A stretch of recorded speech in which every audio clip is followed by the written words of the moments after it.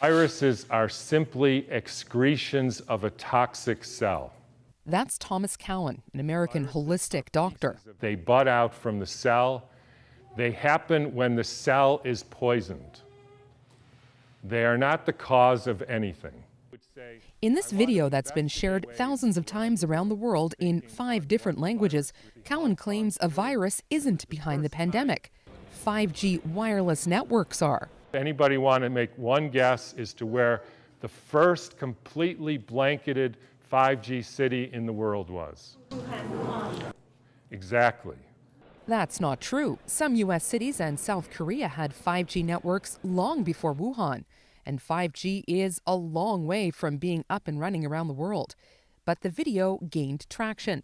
Last week, it was shared by American singer Carrie Hilson to her more than 2 million Instagram followers. It's actually been something that the anti-vax community has used fairly frequently as part of their argument against vaccination.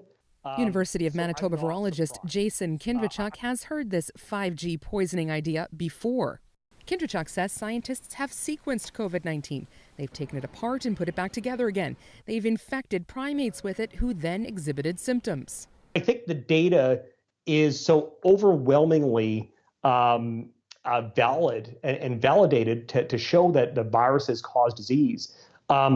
It's almost difficult for me to argue why.